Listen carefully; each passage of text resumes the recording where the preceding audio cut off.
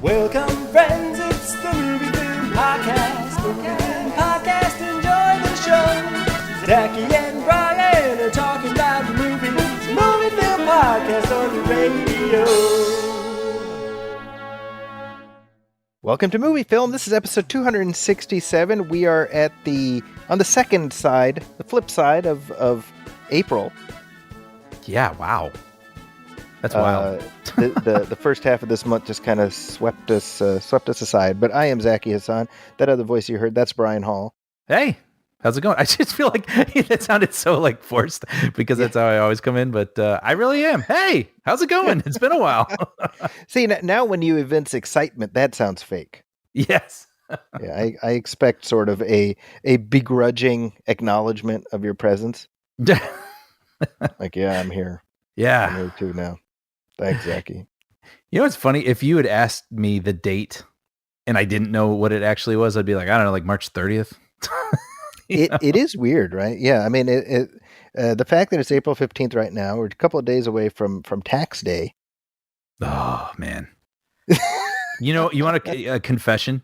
I am totally Ned Flanders when it comes to my taxes. Like New Year's Day, I'm like, let's do this. I know this about you.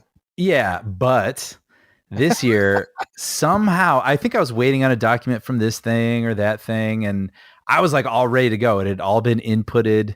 You know, I was just waiting on these things. And then there was like some error, and it was something really simple, like, oh, you might have done this twice or something. And I was like, what? And I was like, I'll get to it. And I still haven't finished it. It's like, Well, which is very not me. Well, there has been, at least in some parts of California, like an extension. Oh yeah, because of the weather calamities that have been happening of late. Wow. Okay. So maybe you're included in that.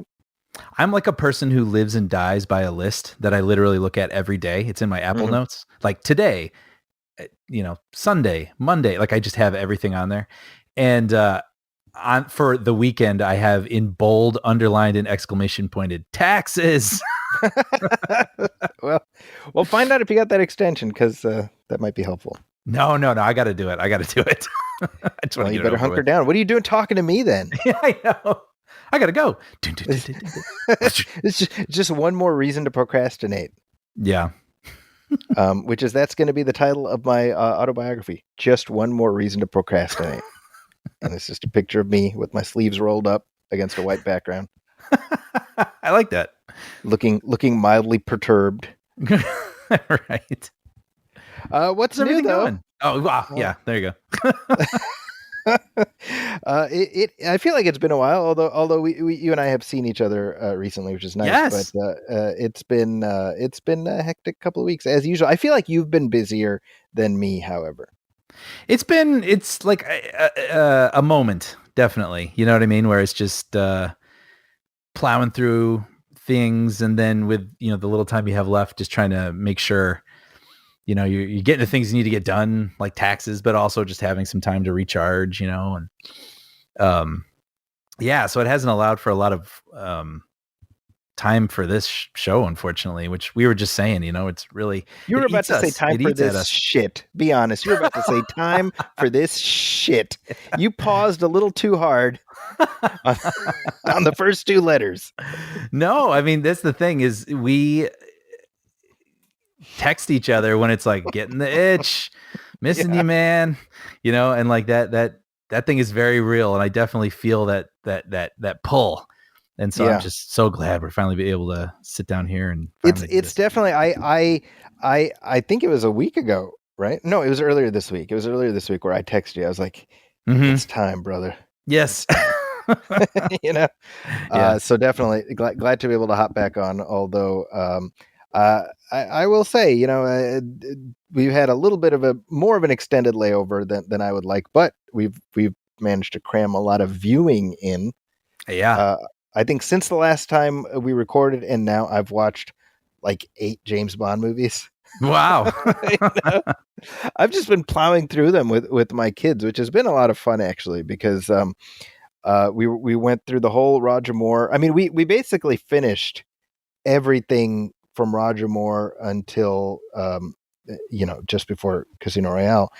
and yeah, my second one, he Oh, wants to go really? through the Wow. yeah. So I don't even know how many that is. I could count on my fingers, but Yeah. that's a bunch, right? Yeah. Yeah.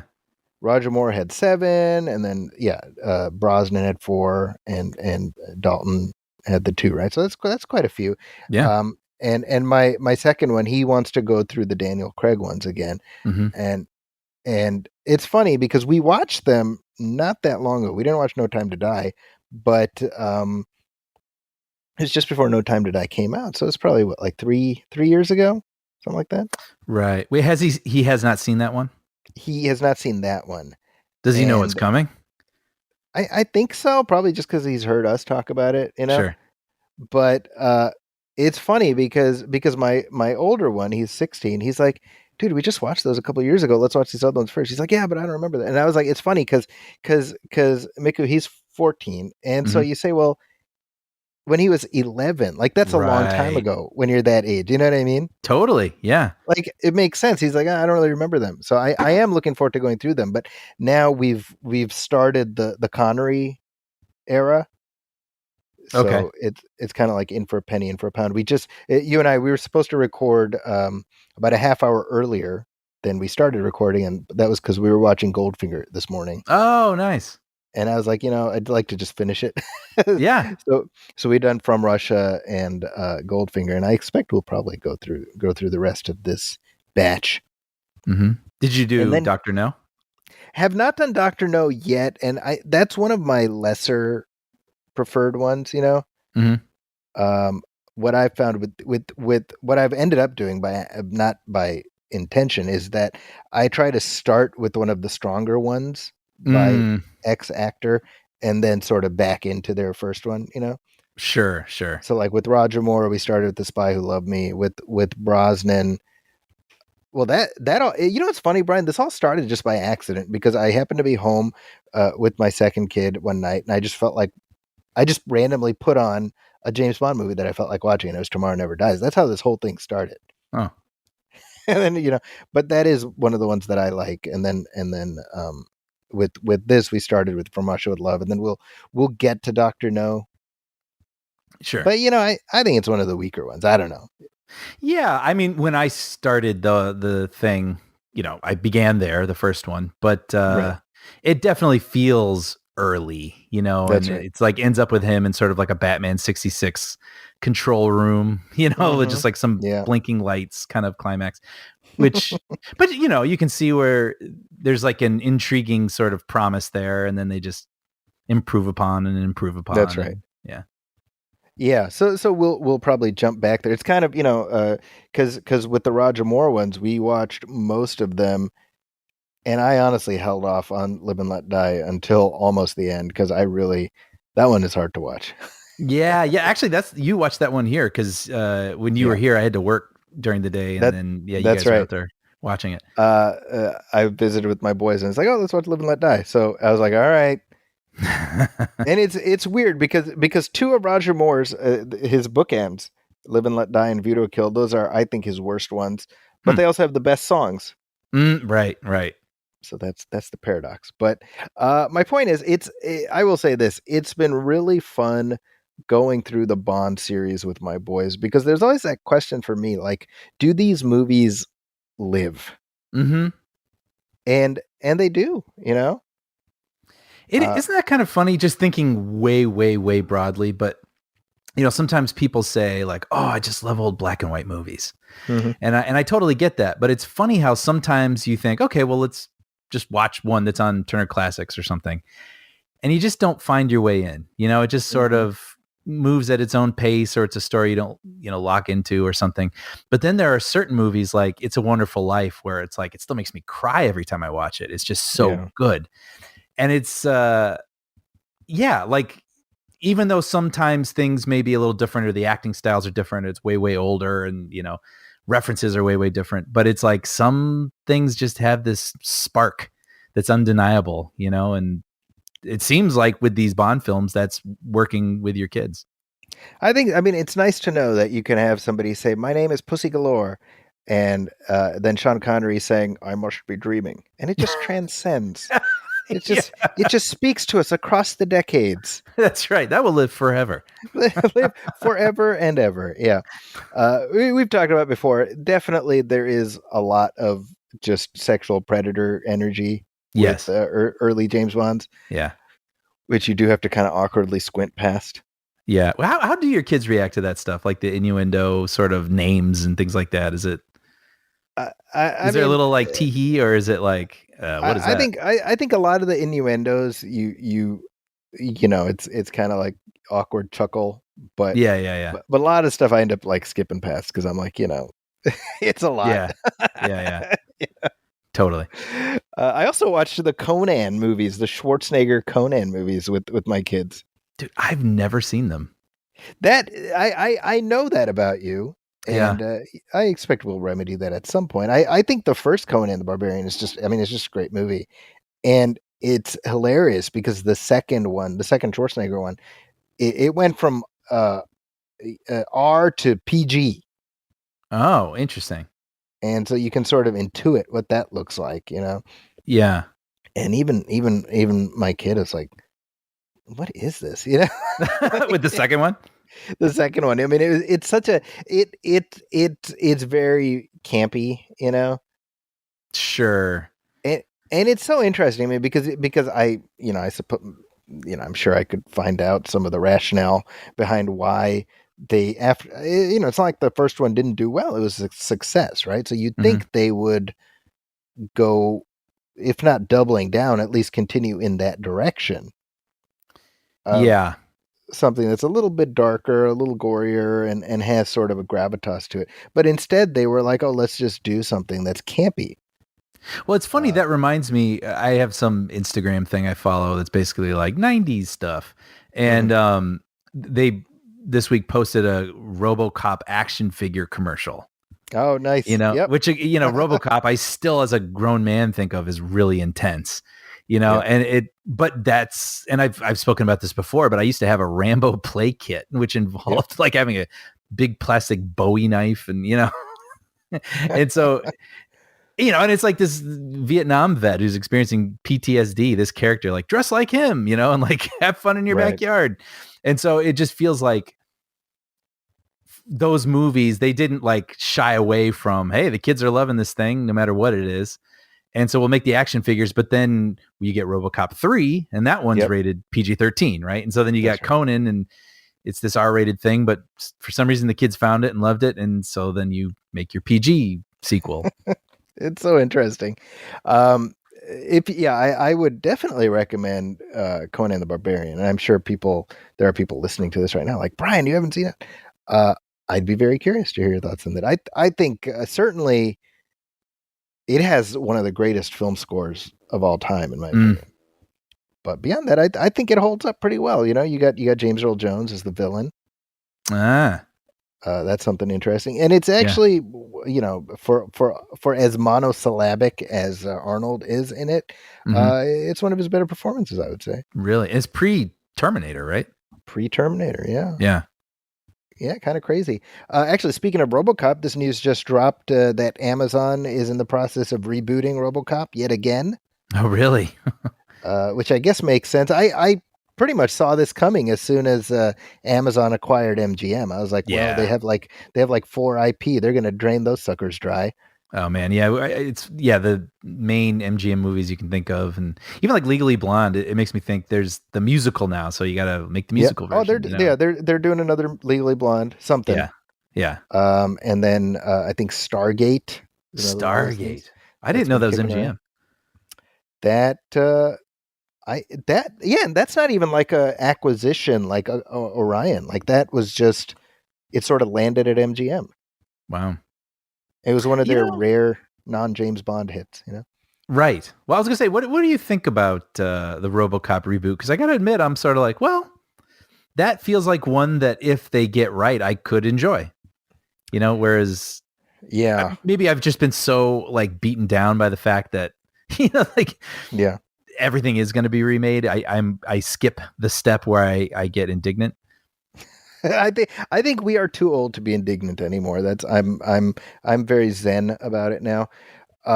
We talked about the last attempt at the reboot on this show, many moons ago, 9 years ago, if you can believe that.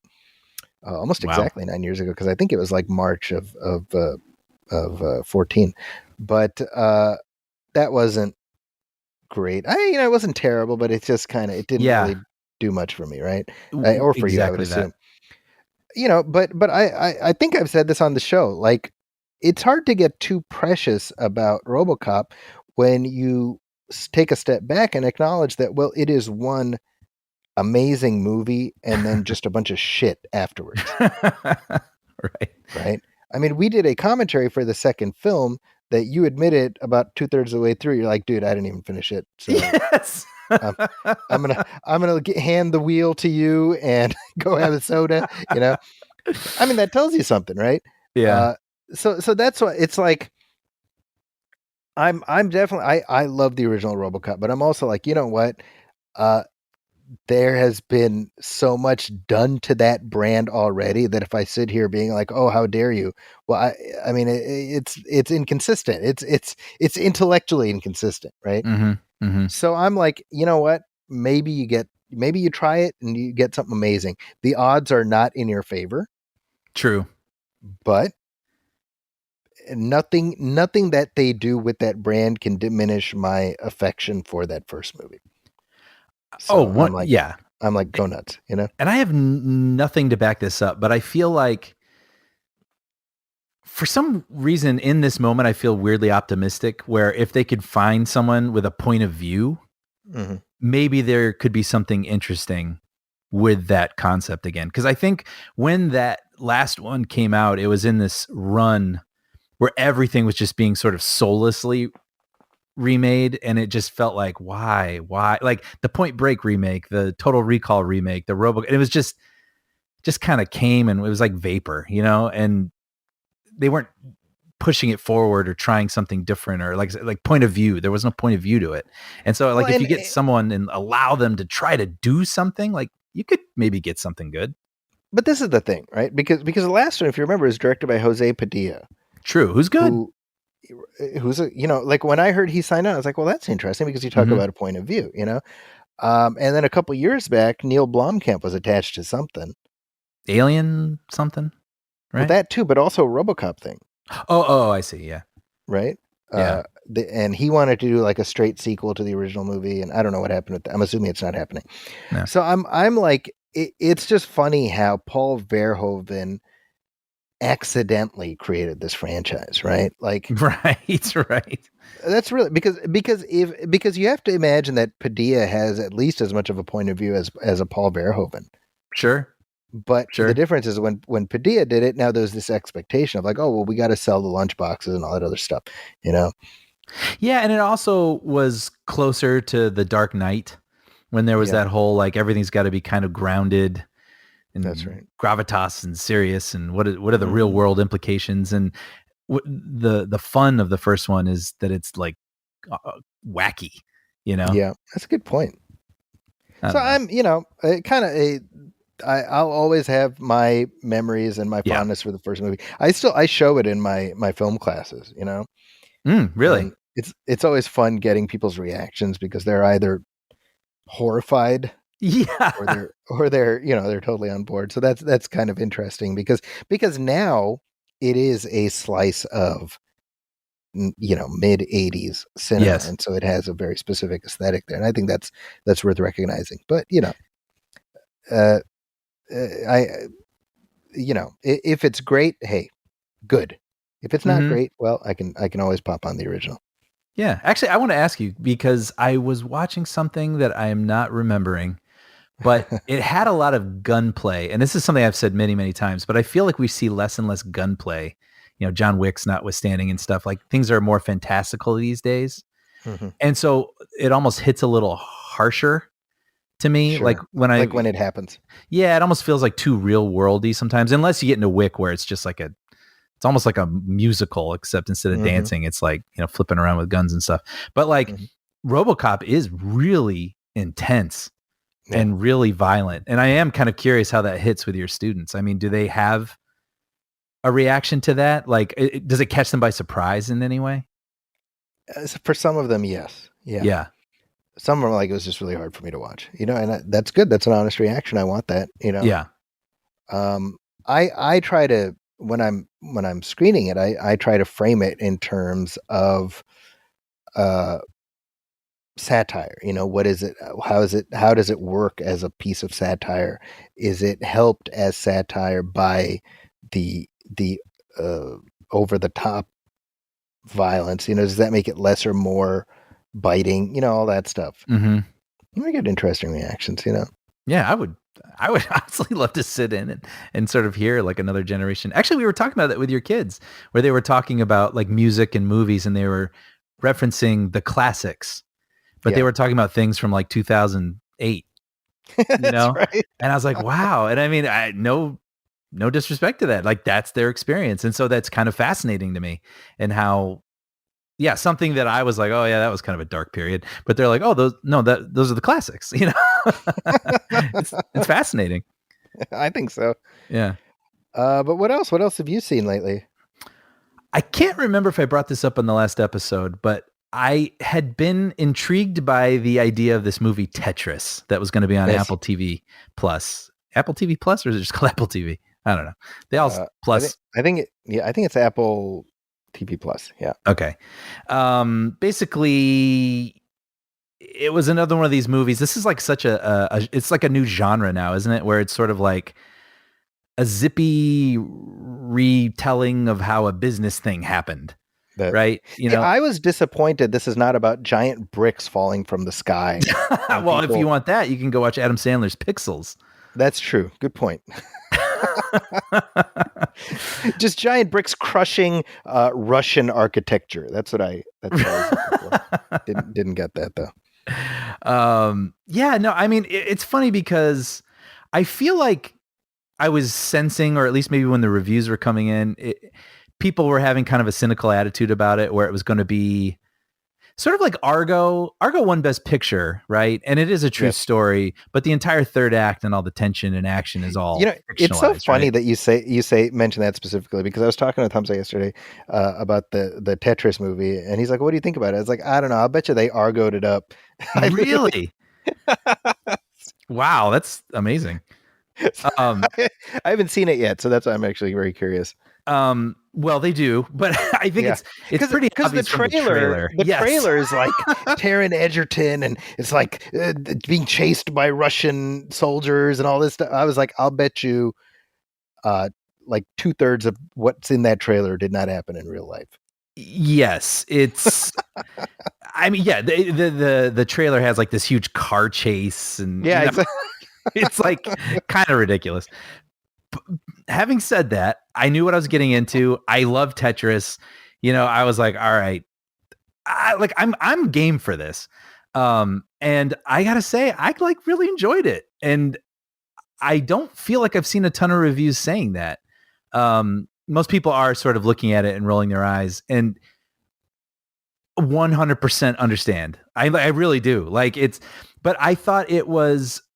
I read an interview with the real life subjects of the film, and they were talking about what really happened and certain scenes in the film, like, where they're basically, well, let me back up. The movie is basically about this guy played by Taron Egerton, who's trying to he owns a small video game company, and they're trying to find games. He goes to like a CES. Is that what it's called? And CES, yeah, and he's looking at all these different video games that exist, and he wants to acquire them and, get arcade rights or home console rights or this, whatever. And while he's there, he discovers this game, Tetris. And it's already owned by some people, and they own this, that, and the other thing rights, but he wants to get into the home console market, because I think they have arcade and... Oh, no, they have arcade and home console, but then he learns about the Game Boy, and so he wants to get it for handheld and work with Nintendo to have that be the game that they release with the Game Boy, because he plays it and he's addicted. And anyone who's played it, I think, has ever been addicted to it. So, but the weird thing is, it was created by this guy in the USSR, and like the government owns the game basically. And so like he has to go over there and sort of figure out the rights, but the people who own the rights to the other avenues, arcade and whatnot, they're like, well, we want to do that. And so it becomes this whole sort of boardroom, checkers match about who's going to figure out how to do this and get the contract to say this. So this person doesn't say that. And I thought that alone was pretty interesting. But then, yes, it eventually turns into like, we got to get to the airport, pick up the Uzi, I mean, not really, but, and then the car chase, there's like a stylistic choice to basically, as they're crashing into other cars, like the car will turn into like Tetris pieces, like kind of like Scott Pilgrim-esque, kind of a thing. Interesting. And I don't know. I think I went into it like, I know. Like that was kind of my attitude when I was starting it. And then by the end, I was like, I was never bored. I was totally on board for this. I had a good time. I know what it is. And I was easily entertained for 2 hours. So yeah. And then, you know what? There you go. Up next, the BlackBerry movie. So have you seen that? Wait, that's a real thing? It's real. Yes. That's the next one. I thought you were hypothesizing. I'm kind of disappointed it's real now. No, we're talking about Air later, and I think in a month, like the BlackBerry movie comes out. So the hits keep coming. That's a real thing? Yes. With I think Glenn Howerton from Always Sunny, which if you watch the trailer, it's kind of hard to see him, because you're so used to him being sort of this sociopath kind of character, but he's playing this real tempered, quiet guy. Like, we will get the BlackBerry out there and it will do this to the world. I'm Brian, you had my attention. Now you have my interest. Yes. Glenn Howerton, by the way, was on, he starred on AP Bio, which was a really fun show that not a lot of people have seen. Yeah. It's funny. I'm going through, this is a tangent, but I'm going through all these network shows that I kind of missed over the years. Like we just finished, I should mention this. We just finished Brooklyn Nine-Nine. Okay. Which I think we sort of kept putting it off, the 2-part finale, because we didn't want it to end. It was just such a perfect, when you're like, okay, we're going to start a series. There's 8 seasons. Here we go. And then when it hits, it's just so satisfying and delightful, and you love being immersed in that world. And so, yeah, I don't know. Maybe that's one we'll eventually get to. We just started The Good Place, and so now we're, I think, a season and a half in, which I'm really enjoying. So yeah, I don't know. the classics, I suppose, that I'm catching up on from TV 10 years ago. Last week, I had a student who said that the last good movie that they saw was the Goofy movie in my class. Interesting. And I was sorry. I think what I was tripping up was I was thinking of it when it actually came out, and it was like they had not seen a good movie since then. But I'm realizing they probably just watched it a couple of weeks ago. And just recently, yeah. And so I was like, "Did you see that episode of Atlanta?" Oh yes. I was like, "You need to watch this episode." There were a couple in my class who had seen it, but of Atlanta, yeah. What I would be so curious how that would play for them. I can't remember if we talked about this on the show. I was gonna say maybe we should explain it. Go ahead, Brian. Okay, I was gonna say, do you want me to do it? So Atlanta is another show that I've been meaning to watch, FX series, Donald Glover, and I just haven't gotten around to it yet. But I'm like so intrigued by it because it seems like there is main characters and arcs and whatnot, but there's also like one-off episodes where just sort of almost like Twin Peaksy askew, to the real world sort of tangents, like what if kind of episodes is my understanding, at least. And one of those recently I'd read about was an alternate history where this African-American man through a fluke becomes the CEO of Disney briefly. And his main mission is to make a movie for his son and make it like the blackest movie ever. And it ends up, it's the Goofy movie.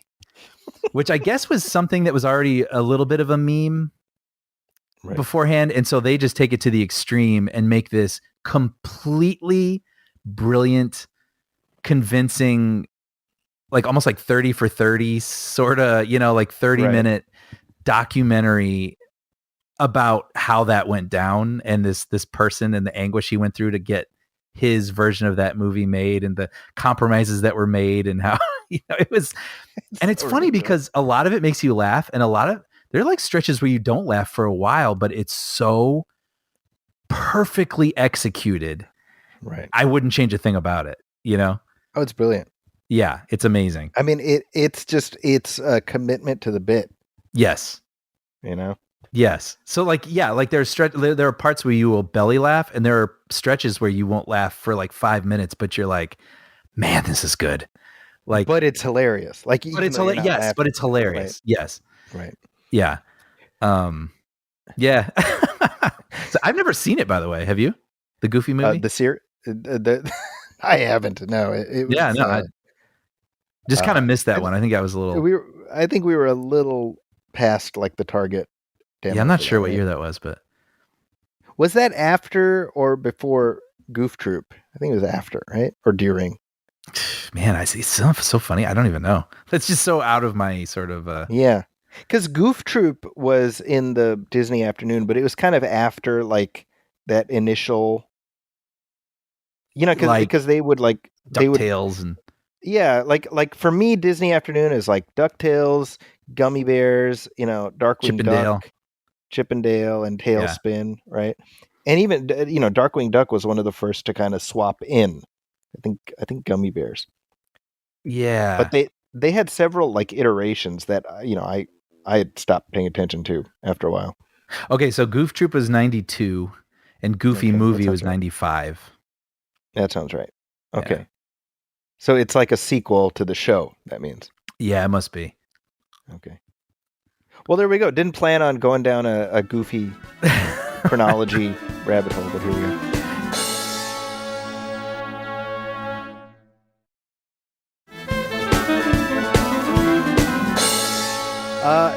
We both seen something else recently. Yes, we saw the Dungeons and Dragons movie. Well, Dungeons and Dragons Honor Among Thieves. There are other Dungeons and Dragons movies, right? There's a few. Yeah. Yeah. But this was one that I've got to admit, I have a friend that's kind of associated with this movie, and he had mentioned it, and I was like, yeah, like I'll get to that, Yeah. kind of a feeling about it. But then I was shocked. I mean, the reviews were so good, audience response was so good. I can't remember if I told you or mentioned this on the show, but I had an Instagram ad where it was basically like Dungeons and Dragons, 95% audience approval. Admit it, you're curious. Right. You know what I mean? Whereas like they're almost assuming it wasn't on your radar, but they're like, huh? Like, come on. Now you're curious, right? And I gotta admit, I am, or I was. So now by way of context, you're not one of these D&D dorks, are you? It is. Well, it's been interesting. Dorks like what's that guy Joe Manganiello? That Right, wiener, Vin Diesel, and yeah. But like it's existence in our lifetime has been quite a ride, right? I mean, Yes. There's been this huge resurgence of it lately, and a lot of people that my friends are into it, and a lot of the writers I work with, and it's really fascinating.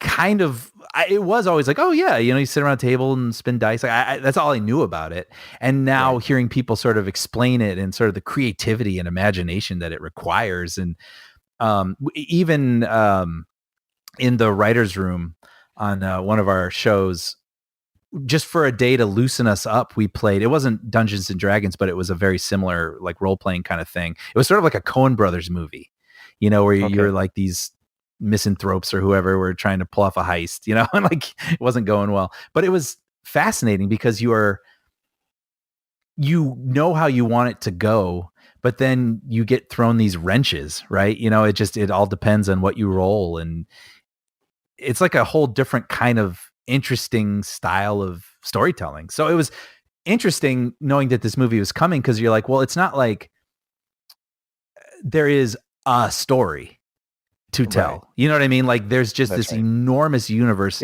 It's a world in which a bunch of stories can occur. Yes, and very, you have your own characters. Like there is, as far as I understand, there isn't like Jeff. Everybody knows Jeff in Dungeons and Dragons. It's like you create your own characters, and they're like bards or they're wizards or they're, you know what I mean? So I wondered how they were going to put a focus on this and essentially create their own sort of game and make everybody invested in it. Right. So having said that, were you invested? I was, yeah. I went to an early screening of this, and I took my third kid, he plays Dungeons and Dragons every month with his cousins. Oh wow, okay. So I was like, oh, he seems like he'd be the right audience for this, and so I saw it, uh, about a week or so before it came out, and I went in being vaguely familiar with the general milieu, right? Yeah. I think the most exposure I've had to Dungeons and Dragons is the Saturday morning cartoon show from the 80s. Did you catch that Easter egg then? You know what's funny about the Easter egg is this is exactly what happened in my head.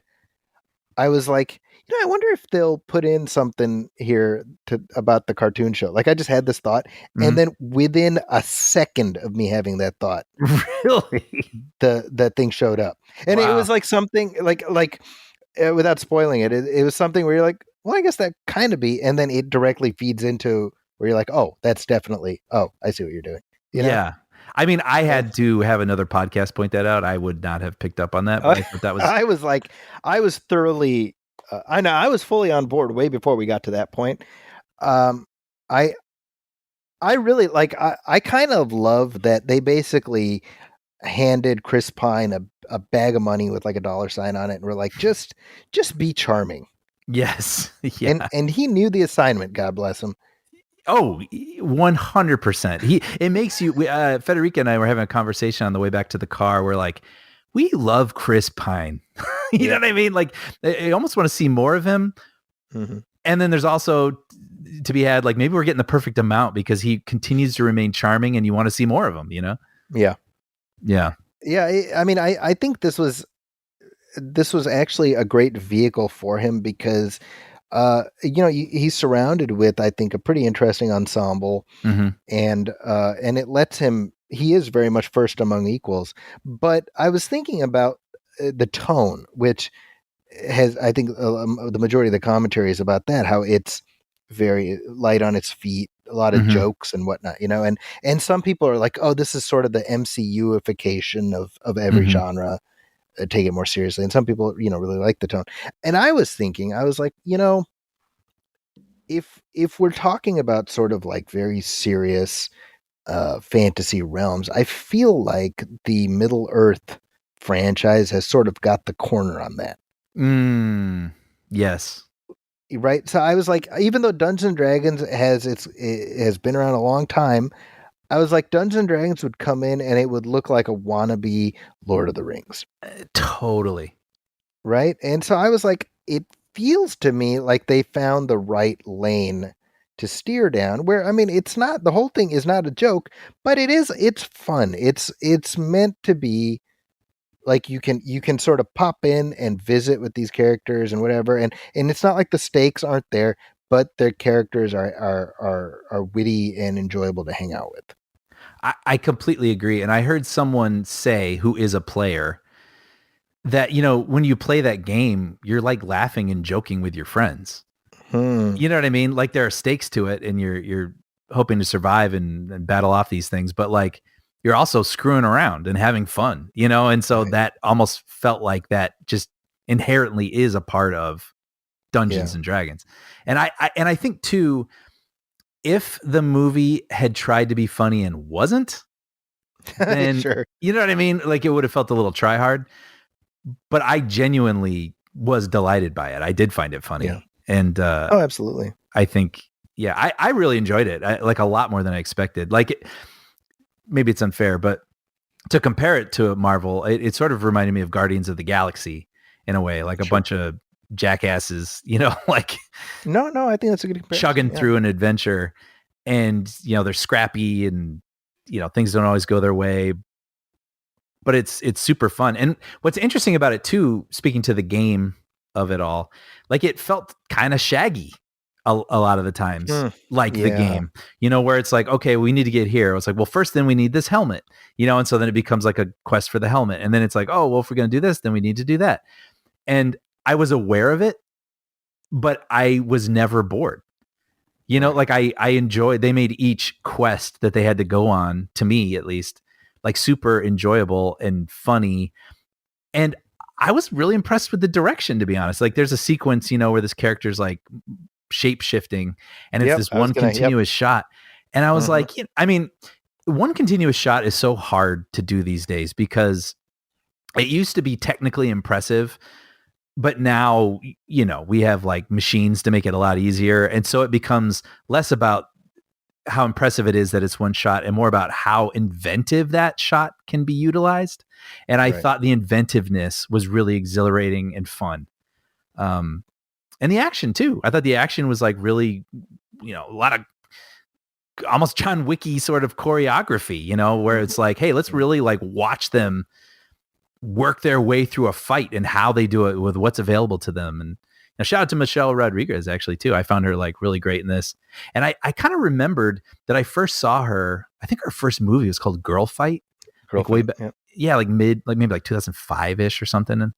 And I remember thinking dude, it was like before Fast and Furious. Oh wait, when was that? Was that like 2000? 2001 is Fast and Furious. Girl Fight was before that. That was a 90s movie? I'm pretty sure. Holy cow, I had no idea. You're an old man. I guess. No, but I remember even back then, like, wow, she's like, there's 2000. Girl Fight is 2000. 2000. Okay. So so it's just been really cool that she has like found her place. Cause I like her. I like her in Fast and Furious, Yeah. Avatar when she pops up. And I thought this was a great role for her. Yeah, I definitely agree with that. And there was a very funny bit with her love interest. Yes. Yeah. Which a fun little cameo there. Yeah. Yeah. And her and Pine, you have to believe. Oh, sorry. I just totally. Yeah. Well, and just to echo, I think on what you were saying, like, I think that there's like a human core to all of this stuff. Yes. I think you have to buy into that to make all the rest of the stuff work. And I was thinking about that because things culminate in a way where I think to some extent you can see where things are going. You know what I mean? Mm-hmm. Where you're like, Chris Pine is after something. And I think if you do movie math, you're like, well, that's probably not going to happen. But, and you sort of, you're like, this is probably where it's going to end. You know what I mean? Sure. But that's not oh God, of course we have to end like this. But it's like, no, that's like the truthful ending. Mm-hmm. That feels emotionally honest. Yeah. And so I'm okay if you care in the moment, and I think they did what I was going to say, and I think kind of relates to this, is like, I thought they were a great duo. Like I really bought this unique friendship between this sort of charming, like musician guy, and this barbarian. And I mean, Pine is just a bullshit artist, right? That's like, he's like, I'm a planner. I'm a planner. Artist. He's Mel Brooks in History of the World. I'm a stand-up philosopher. You're a bullshit artist. That's what he is, right? Right. But he gets like these funny bits. There is a oh my God, I laughed so hard. It was like the Apu at the yes. The Quickie Mart thing, Yes. I mean, where that's coming immediately, but it's so well done. It's so funny. Yeah. There's a thing where they're hiding from this monster that detects brain activity and it just walks right past them. Yes. And Pine's like, well, that's hurtful. Yeah. I mean, it's just some funny stuff in there. And then I think that Reggie Jean Page is in there for like, it's like an extended cameo. Yeah. But I loved his banter. I really liked how they brought him in and he was great. And I was thinking, I was like, this character is like, he's a little overpowered. Like it's too easy now that he's part of the group, but he's like, all right, y'all, peace out. Let me know how your quest goes. I was like, all right, cool. All right. Yeah. Yeah. So yeah, it was a welcome surprise for me. Totally. It's been one of my favorites so far. I mean, that's sort of speaking of, talking about Air this episode. I mean, people saying, well, they don't make those types of movies anymore. It's sort of everything's superhero or fantasy or whatnot. And, it makes me happy that Air's done well. And we'll talk about that in a minute.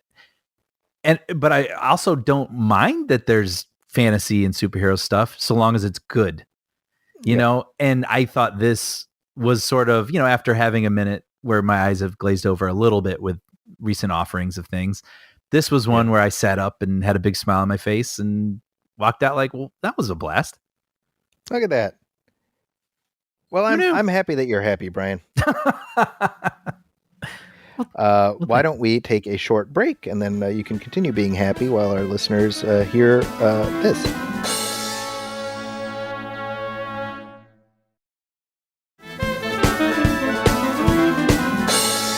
And we're back. And hey, Brian, we got some listener letters I wanted to cycle through here. Great. So this is a comment in response to, if you remember in our last episode, we talked about that Power Rangers reunion movie thing that's coming up on Netflix. And I put it out there. I said, anybody listening who is more of a Power Rangers fan than we are, I would love to get your thoughts on this. And like manna from heaven, a letter arrived in our inbox. That's amazing. I'm glad. So this is from James Garcia, who says, hi guys, longtime fan of the show. First time writing. My ears perked up during your recent Shazam! Fury of the Gods episode when you mentioned the new Power Rangers film and asked if anyone listening fit the particular age group / fan demographic the movie was aiming for. I was born in 1989, so I was about 4 when Mighty Morphin Power Rangers started airing in 93. That's also the year my younger brother was born. To say we loved the Power Rangers would be an understatement. As my brother grew up, he would watch the shows and movies with me, and we, of course, begged our parents for all of the action figures and toys. We dressed as Power Rangers for Halloween, and when I made friends for the first time in kindergarten, it was because we were bonding over the show.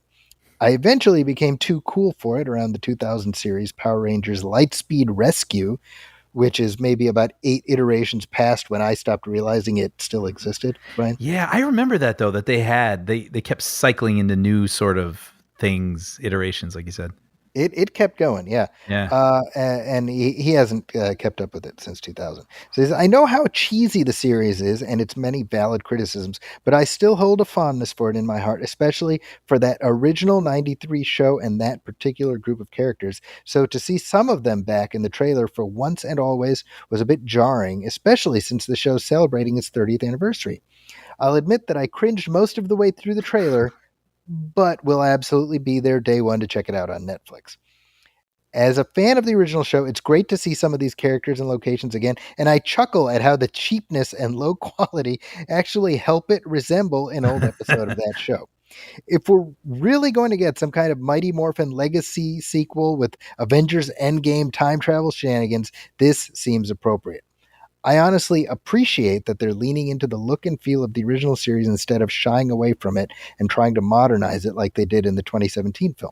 However, I can't help but feel the absence of those who are missing from the cast, like original Pink Ranger Amy Jo Johnson, who it seems they didn't want to pay enough, which, yeah, I heard about that, which is some shice.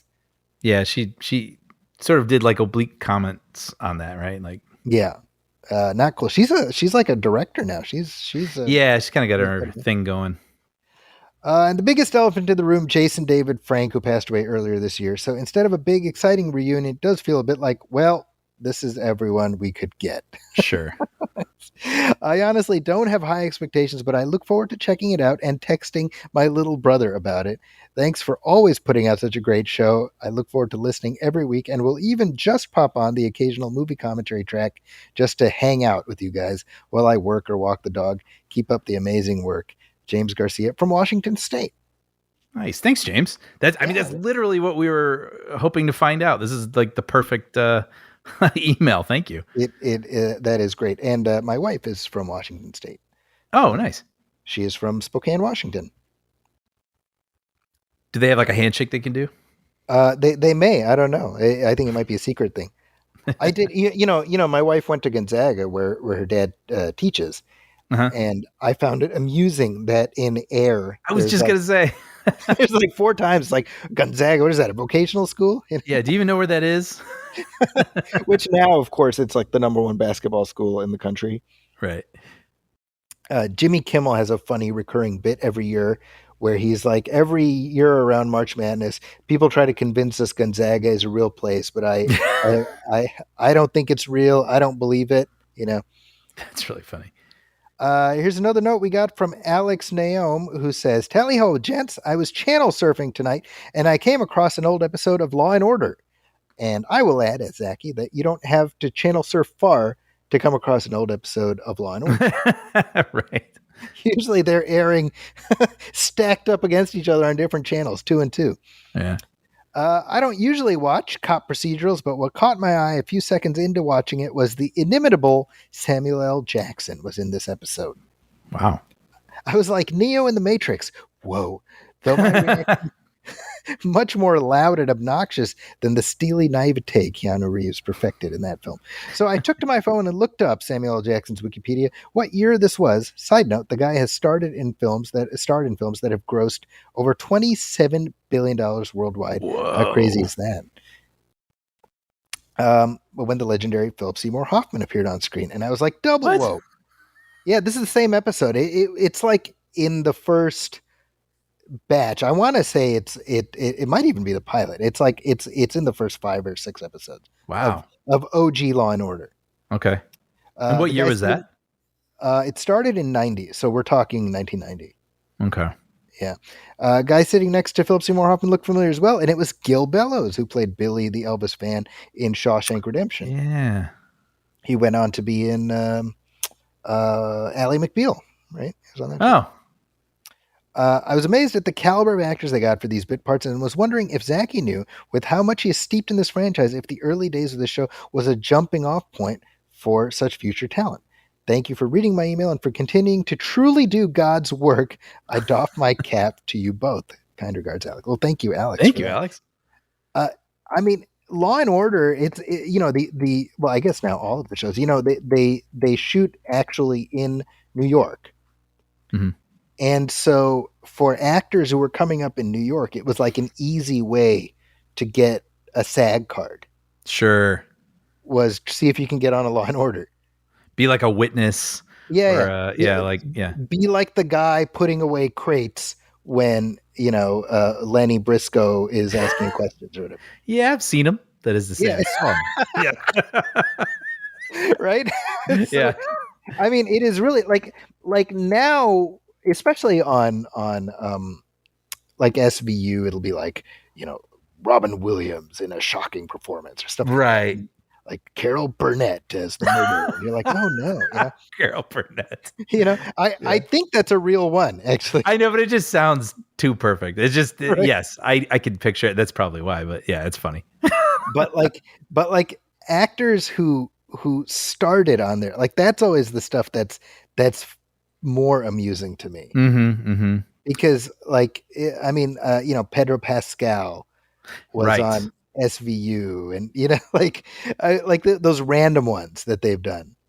Yeah. But that does make a lot of sense, especially if it's New York and maybe like a smaller pool of, maybe there's more stage. I could be speaking on my butt, but like stage acting kind of out there and people trying to do TV movies, maybe more in Los Angeles. So if there is a show out in New York, you're going to find whoever is out there wanting to be on television, and those people are eventually going to pop, right? Especially when you have as many episodes as Law and Order. So it's kind of there should be like some sort of BuzzFeed list or something, right? I would imagine, where you can see all these.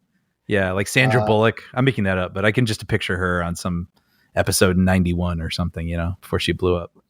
I mean, I remember Adam Driver in season 20 of original Law and Order. Mm-hmm. So this is like 2010. Wow. And so just a couple years later, when he was announced for Star Wars, mm-hmm. I was like, he's on Law and Order. And then I went back and I found that episode again. I was like, that guy? Like, he's the new villain, Right. I just saw one recently with Sebastian Stan. Oh, really? Yeah. And this is probably mid 2000s, I want to say. Mm-hmm. Maybe even earlier, but I mean, it was an older one. It was one with Jesse L. Martin, I believe. So, I mean, it's so interesting. Like a lot of these folks, they kind of went through, and then oftentimes they circled back around because Jerry Orbach, who of course everybody knows from Law and Order, mm-hmm. He played a defense attorney on the show, like a year before he came back as Detective Briscoe. Oh, wow. Yeah.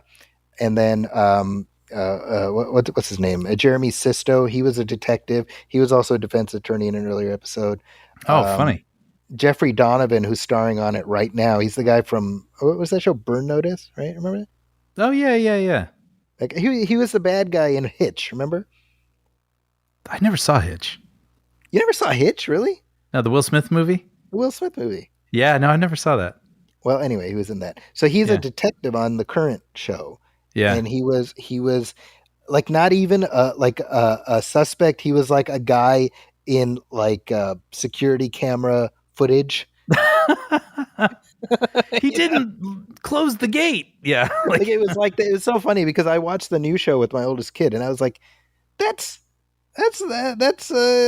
Cosgrove, or whatever the character's name is. you know? That's so funny. I'm actually looking at a list now. I see Jennifer Garner. She was on a 1996 episode. I remember that she's hitting on Benjamin Bratt in that episode. Yeah, Allison Janney, Sam Rockwell. Wow, they look so young. Emmy Rossum, Bradley Cooper. Yeah, Sarah Paulson. Yeah, I see the Philip Seymour Hoffman and Samuel L. Jackson, Claire Danes, Leighton Meester. She looks really young. Vera Farmiga. Wow. Wow, so many people.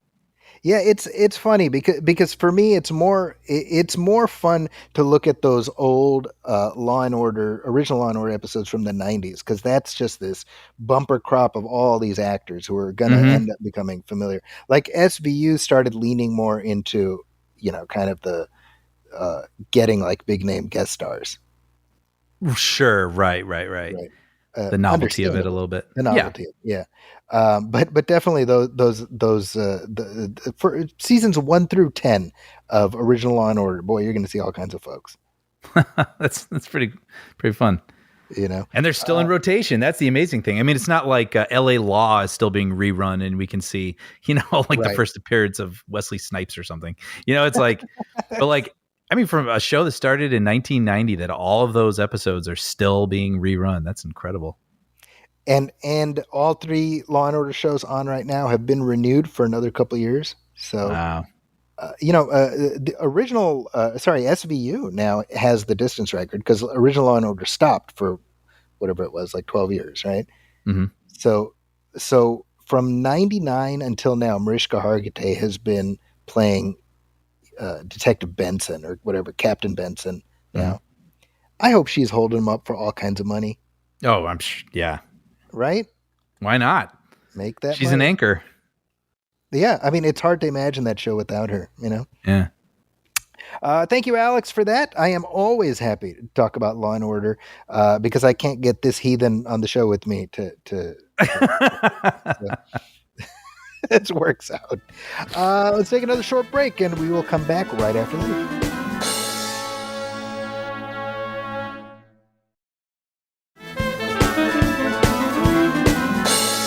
And we are back. And hey, there's some, last week, Brian, I don't know if you know this, but last week was Star Wars Celebration.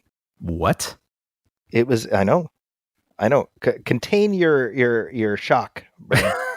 Actually, they showed an episode of our show, Young Jedi Adventures, over there for that. So that was really exciting. Yeah.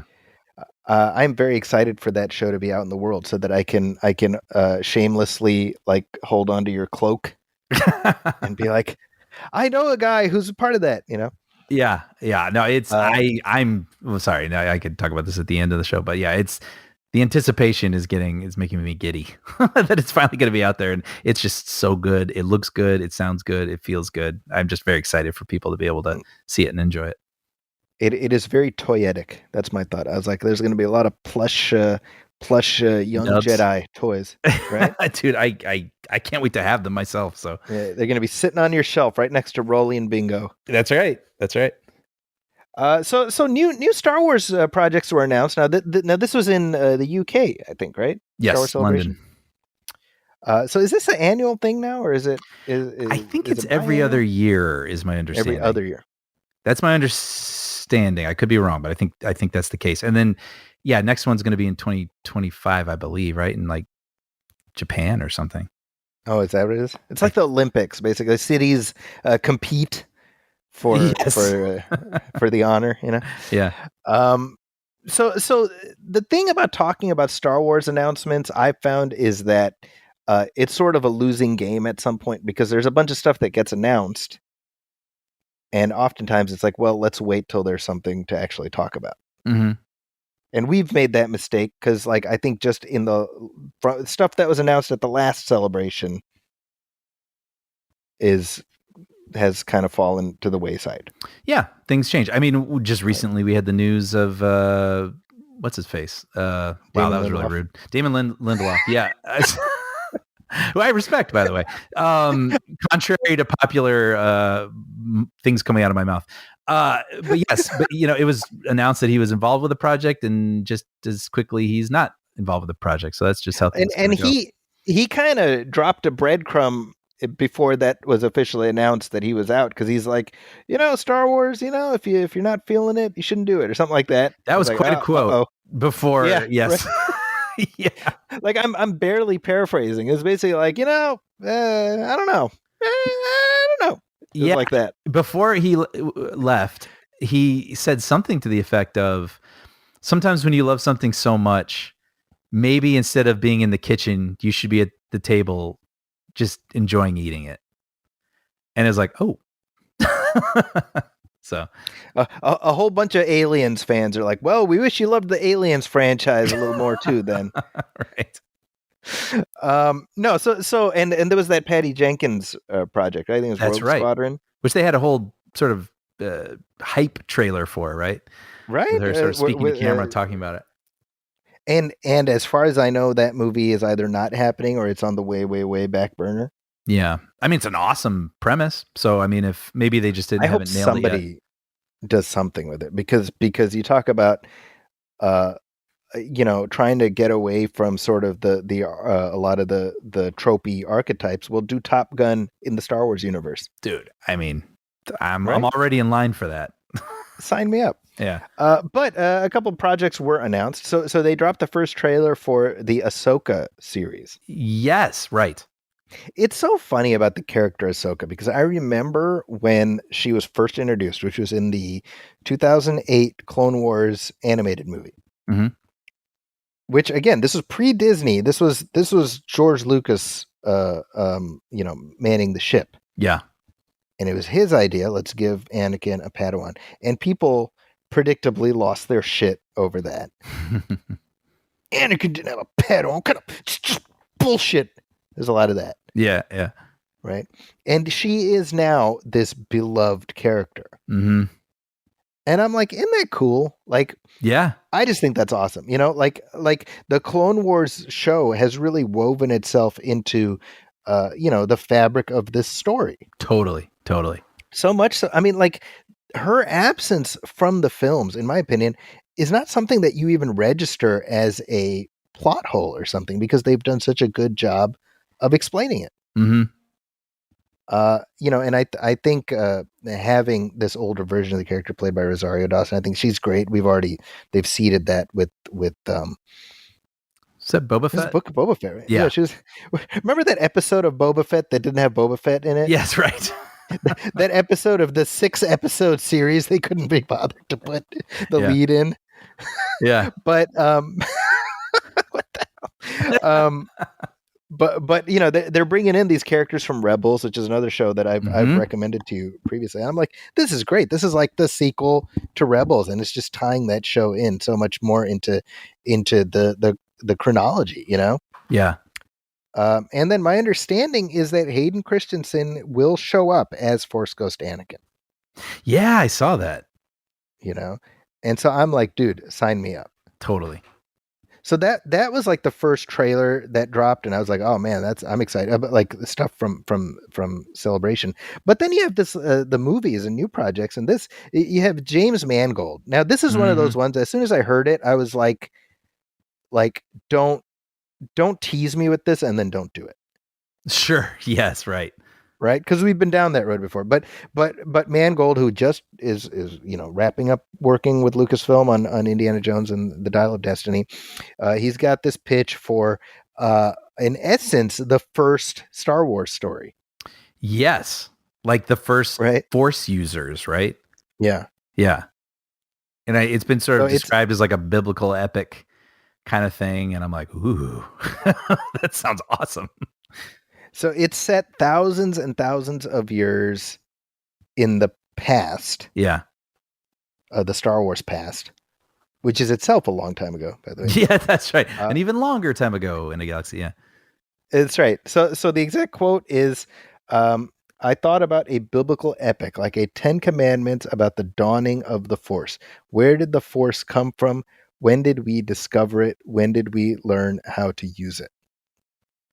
I love it. So I'm like, well, that could be really interesting or really boring because it's just one guy like moving stuff with his hands and nobody believes that he's doing it. Like he moves like a coffee mug. Yeah, but like someone being like, "What is happening to me?" You know, and then like it being out of control, but he learns to wield it and save his town. I don't know. There's just so much you could do with that. It sounds really exciting to me. I like my moving a coffee mug idea. Like he's just pissed at his boss. His boss put his coffee mug here, and he just kind of like waves his finger and he moves it over slightly, and the guy's like Curly from Three Stooges. That's why Mangold gets the gigs and I don't. But all right, it's down to two pitches. It's the angry boss thing, and it's the it's all like this passive aggressive, like he's just using it passive aggressively with people, you know. Just yeah, he like moves somebody's chair right when they're about to sit down, and then they land on the ground. You know, yeah.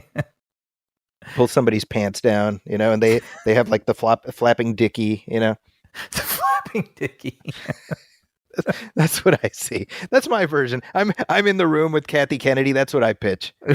Right. You're like, well, that's my hour. You know. And they just lead me out, and I never come back. Yeah. We got another movie. This sounds interesting. So that was the James Mangold corner, way in the past, and then we have Dave Filoni, he of Clone Wars and Rebels fame, who has now expanded into live action. Mm-hmm. And this would be essentially a movie wrap up to the various TV shows. Which I find interesting because I feel like you could, you know, keep going, right? So it's interesting that they are putting seemingly an endpoint to it. Well, an endpoint to that specific story. Oh, I see. Right? Because Mandalorian and Boba Fett and Ahsoka are all set roughly 5 years after Return of the Jedi. Right. And I think on Ahsoka, they're actually doing some version of the Heir to the Empire, right? Yeah, right. Thrawn. Right?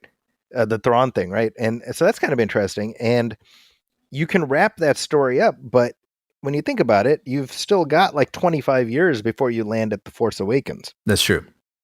So there's no reason you can't be doing all kinds of other stuff. Now, I have not been watching Mandalorian this season, and it's not some protest vote or anything. I just haven't had time. But my understanding is that, have you watched it, by the way? No, it's the same. And I think it's kind of like at this point, I've said before, like now I kind of like that I have them banked. And so I'm going to pick like a weekend or something when I actually have time and I'm not just sort of half looking at it to just digest it. I'm kind of with you. Like I'm waiting for, it'll probably be like when my kids are out for the summer and we just have time to go through this, you know? Yeah. But my understanding is that they're seeding story points that are relevant to like how Palpatine survives. Because in case you forgot, somehow Palpatine returns. That's right. which I kind of love that the writers of Rise of Skywalker just threw their hands in the air and gave up somehow. Right. But the people who work in the universe are attempting to sort of make that not as cockamamie as it maybe came across. Right. Which this is what I love about Star Wars is there's always room to do that. Yeah. And then they'll come up with some series that like fills in a gap that's brilliant, you know, and then it all sort of fits together like a puzzle. I think so. I mean, this might be why I've never been particularly down on Rise of Skywalker. Because I'm like, look, the story doesn't end here. There's always going to be more. Mm-hmm. And I think just reaching that point, I was just able to be very sanguine about stuff that I wasn't necessarily crazy about. Right. And so my point is, if we're able to get to a place where, hey, there's this cool backstory that's feeding into it, well, then that's cool. That's something interesting. I mean, hell, the Clone Wars show made the prequels more enjoyable for me. Right. Sure. Yeah, and I think that's what happens when you keep introducing new things. Like, Right. the original trilogy being this like absolutely beloved, like game changing, modern story just happened, and it hit the way it hit in the time it came out, and it's resonated throughout the years. But if you keep adding to it, you can't replicate that. So some things are going to be great, some things aren't going to be as great, but then you can, they're made by people, they're not handed down from like a mountain, right? And so it's like, Right. then you can sort of look at something and go, oh well, this makes me think of this, and then you come up with something to fill in the gap, and then it just becomes people doing their best to try to stitch a world together. And you're one of the stitchers, by the way. I still can't believe it. Isn't that Still crazy? can't believe it. So here's a question. Maybe you can't answer this, and if you can't, just say you can't. But do you consult Wikipedia? Yeah, for sure. Like there's certain things that I'm like, I want something like this, or shoot, I don't know how much I can say, but there was something I wanted to use, and I wanted to make sure I understood how they worked. You know what I mean? Okay. And so I went on Wikipedia to sort of get the answer. Like, well, this is kind of how That's they hilarious. operate. This is how they can be disabled. And you're like, oh, okay, yeah. Well, then I can use that. Yeah, That's awesome. yeah. Here's another announcement. Ray is coming back. Yeah, which is, I feel like we've sort of talked about this, but it seemed like once that trilogy ended, the trio, right, the main trio of actors felt like they're like, okay, we're gonna like really sort of rest from this from a while, right? It took a lot out of them, I think, the movies themselves, but also just being a part of something like this in the year of our Lord, 2017 through whatever, where it's just really intense and people are intense and treat you intensely online. And it seemed like they were kind of beaten up a little bit. And so That's right. hearing this, it was like, oh, wow. Okay. She's back. Yeah, apparently she's opening a bar. It's going to be called Ray's Place, and it's just about the wacky characters that come in and out. That's what sold Daisy Ridley on coming back. Right. But no, that's interesting. So it's her sort of starting up like a new Jedi Order, right? I think the working title is New Jedi Order, which has a bunch of those online fans having totally normal reactions because they're like, that should have been Luke Skywalker, Right. I'm excited because I do like the character, Me too. She's a really compelling character, and I look forward to seeing her used more. Now, here's my question. Assuming she is in fact still going by Rey Skywalker and that wasn't just like a passing fancy, does that not mean that the Skywalker saga is in fact continuing?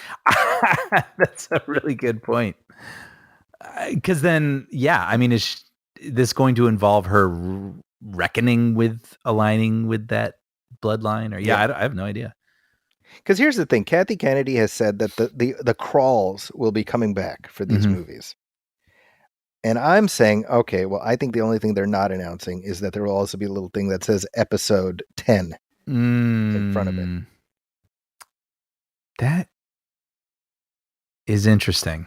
I mean, could you imagine a world where it's the end, right? This saga, and then now it's like the New Jedi Order, episode 1. I mean, I suppose, that's that. I think that having the Star Wars opening and the music and the logo and everything, that's like a bullet in the chamber. And like, why wouldn't you use it if you have it, kind of thing, Sure. And it's going to be interesting now that you say that. John Williams probably won't be scoring them, and I think he has seen the series movie-wise to the finish line, right? Save for like Solo and Rogue One, which were sort of extension things, and the TV shows have their own kind of personalities, so you can understand why the music's slightly different. But if you're going back to that universe specifically, well, who's going to do that? I'm very curious. Will they try to imitate? It's tough. And maybe I'm wrong. I mean, this may not age well, but I mean that as soon as you say the crawl is coming back, I'm like, well, what functionally what makes this different as opposed to just making it episode 10 and then do this trilogy, Sure. And maybe that'll make it easier to separate people's feelings from it a little bit. You know what I mean? Mm-hmm. Like, I'm at a point where and I've said this, right? Like, well, the original trilogy is my Star Wars trilogy, and nothing else can change how I feel about that. And I can feel this way or that about the other movies, but maybe by being able to put each trilogy in a little basket, that makes it easier to just take it all at face value. I that makes sense to me. Yeah. This is the project, by the way, that Damon Lindelof was attached to. And then I actually didn't know that. Yeah.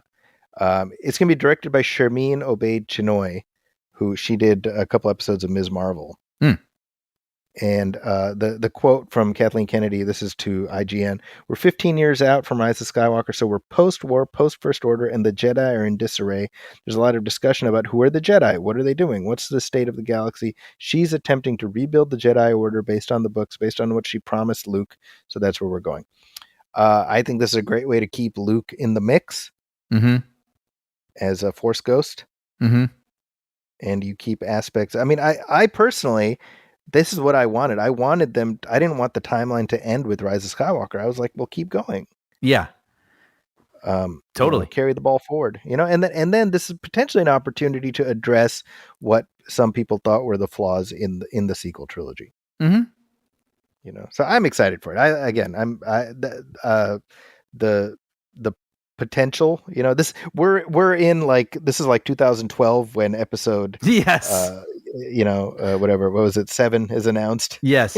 Totally. All wild speculation. Yeah. Wild speculation. But that was such a fun period, right? Yeah. Oh yeah.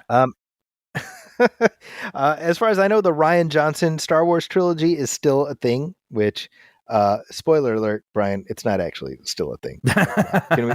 Can we stop pretending here? This is like saying Santa exists, I think it's probably not on any schedules, but it's, hey, we are open to this should Johnson ever have the time or interest, to aside from the things he's doing at the moment. Like we'll consider again. Like, I personally would be game to see it because I'm down for anything he has to say about Star Wars, but I just don't think that that's going to happen. Probably the news I was most excited by was that Return of the Jedi is coming back to theaters in a couple weeks. I know, that was like kind of a nice little surprise. I'm like, I would love to see that on a big screen. That made me happy, and then I was immediately sad because that movie is coming out to celebrate its 40th anniversary, which means we are much older than I like to imagine. Yeah, holy cow. Yeah, and I know for anybody who has access to the Hollywood Bowl, they're actually going to do that in like first weekend of September. That's going to be like a live concert, set to the film, right, where they live score it to Jedi. Yeah, that's what they're doing this year. Oh man, I would fly down for that, or I would drive down for that. I can drive down now, Brian. It's not so far. And that's what we were talking about. Like, leave at the right time. It's not so bad. Not so bad. So lots of Star Wars news to be excited about. And I should say, Brian and I are planning to do our commentary track for The Last Jedi to drop, in time for May the 4th. So I'm putting it out there so that people know I am serious. And if it doesn't happen, well, you got to blame Brian, obviously. Probably. No, we're going to make it happen by hook or by crook, and I'm excited to talk through that movie. Yeah. But why don't we take a short break, and then we'll come back and talk about some new releases.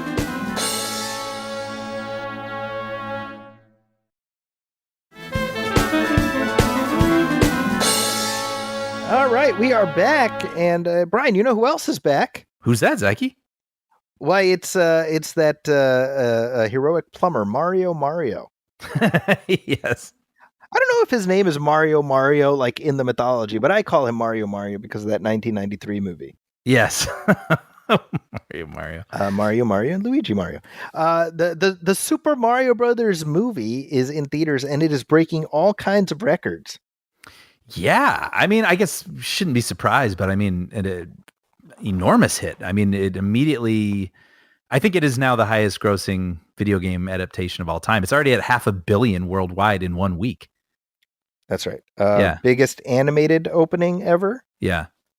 And it may be the #1 movie of the year, I think. I wouldn't be surprised.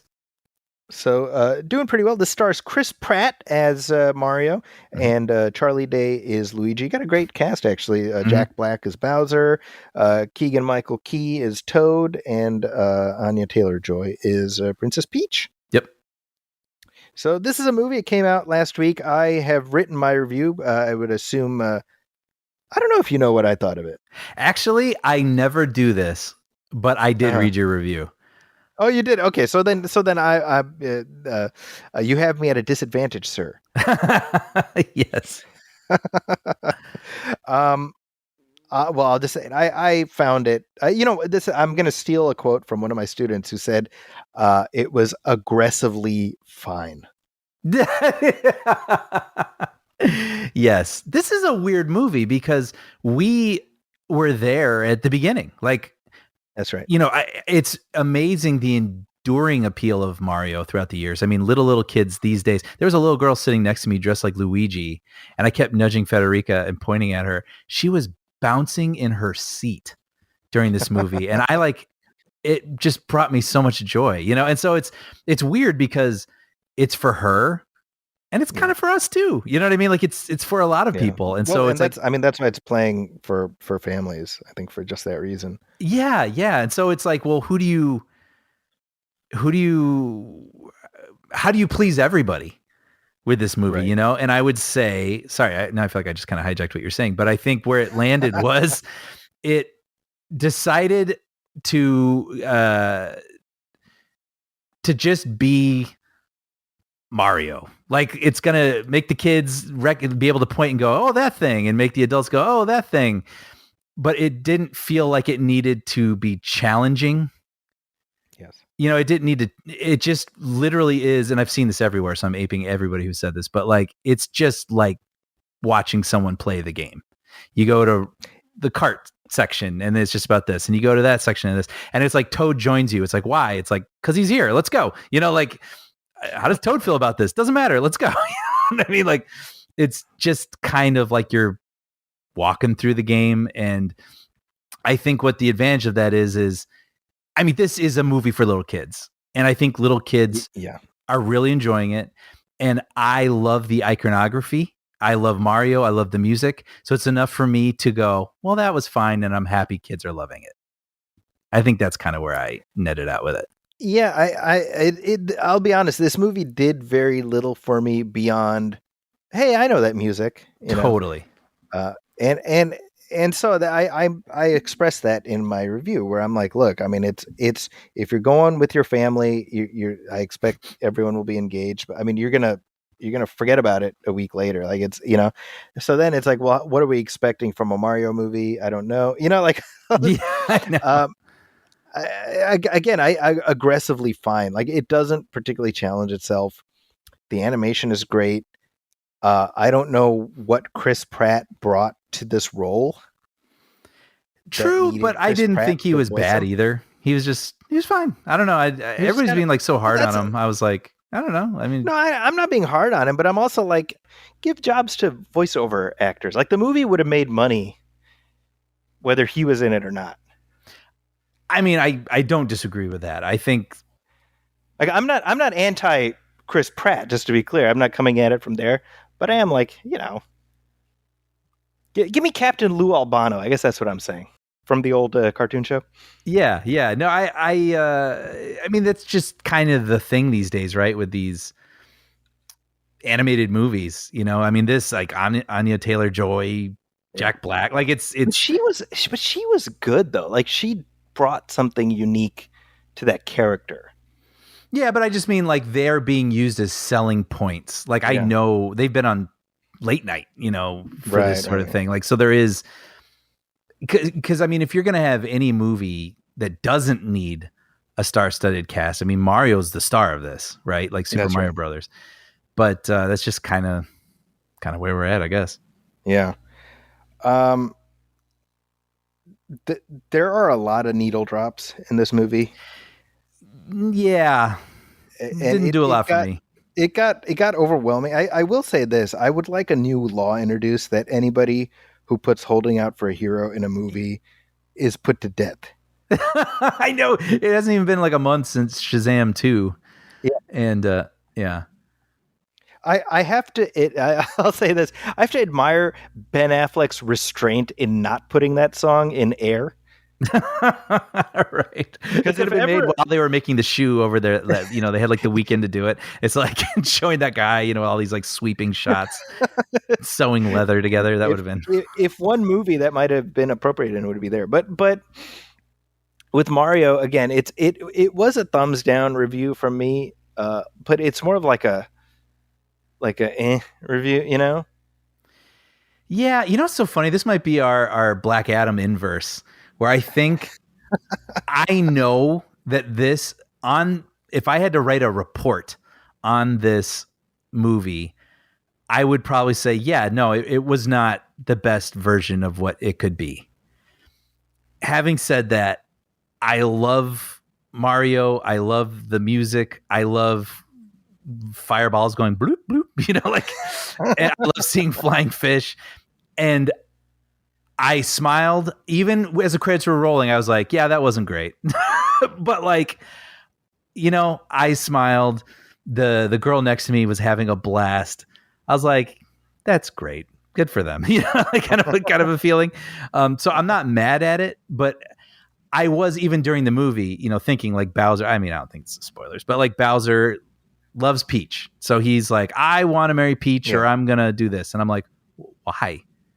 You know, and then like, I think Federica was like, why is Toad joining them? Like who is that? You know, like, you know, it's just like, there's this movie is, and then even Peach, it's alluded to that she might be from like the human world. And it's like, well, that's interesting. Oh, we're done with that. Okay. Like, you know, like, was she found as a baby there, you know, like through a pipe, or like, does she want to go back? Like, what is that? You know, I don't know. It's just, they raise a lot of questions. Actually, they don't raise a lot of questions. I mean, if you're thinking about it, you raise your own questions. You know what I mean? That's right. Which could have made maybe like a movie with a bit more texture to it. But instead it's like, let's just play some Mario. And, you know, it's clear, it appears to be working. And I have to say, and that's not an excuse, by the way, I would agree with the aggressively fine. That's where I fall also. Aggressively fine with a smile on my face, I guess, is where I fall. Or what did I say about Shazam 2? Competent plus.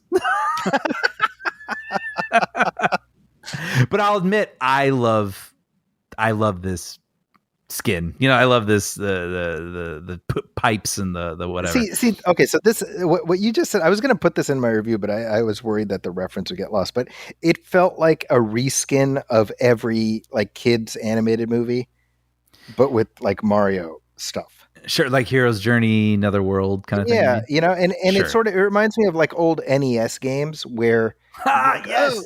Oh, it's the new, you know, whatever. It's the DuckTales game. And you're like, yeah, but this is just exactly like all those other games, but it's like Scrooge McDuck, you know? You know what? Yes, 100%. And even just going back then to the beginning, this literally is the Mario game. It's like, all right, he drops out of a thing. He's here. He's after the princess, and then he finds her, and then it's over. You know what I mean? Like, it really is just the game. Yeah, that's right. It's not any deeper than that. I wrote in my review, it feels like you're standing off to one side while somebody else plays the game. Yes. And I had people respond like, you say that like it's a bad thing. And I was like, maybe I'm just showing my age, but I mean, I found that absolutely infuriating when I was a kid because I wanted to be playing. So I was like, maybe I'm just old, you know, like I'm kind of curious about that. Cause I felt the same way, you know, like, yeah, I wanted to be the one playing, but I know that's a whole thing, right? Where people, you know, even my coworkers at other jobs, they'd be watching other people play video games while they worked. So I don't know. But the only thing I would say is if they had just, you know, dug in a little bit for like motivation, backstory, just a little bit, I think it would have like bumped this whole thing up. You know, would have given it a mushroom, made it a little bigger. But you know, it was interesting too. This weekend, I mean, between this and Air, easily the most packed I've seen the theater since 2019, or Sure. 2020. Yeah. And I was amazed. I mean, our screening was full. And when we saw Air, it was full. And it was noticeable. Oh, I have not seen this in years. And then knowing, in a week, it's already at $500 million. And Hmm. every time when I was there for Mario and when I was there at the theater again for Air, there was just multiple people wearing Mario hats and gloves and shirts. And, there's something about that I can't help but it makes me happy. But Yeah. yes, I do wish that the movie had went a little deeper occasionally. And it doesn't have to be like up, and someone lose their wife in the first 5 minutes or something. You know what I mean? Like, it doesn't have to go that hard, but like, Here's the thing. But yeah, to your point, right? Again, we're not expecting the Magnificent Ambersons, right? Yes, exactly. I'm looking at like Sonic the Hedgehog, and to me, I got a lot out of both of those movies. Yeah. Whereas with this, I was like, oh yeah, no, it's that thing. Yeah, I know that. Yeah, that's cool. Do you feel like they thought they could take less risks with this following the 93 film? Well, I think that they were instructed to take no risks because of the 93 movie. Yes. I think that was the marching order. The marching orders were, this is your box. You had damn sure better stay within the four walls of this box. Right. And so they did that.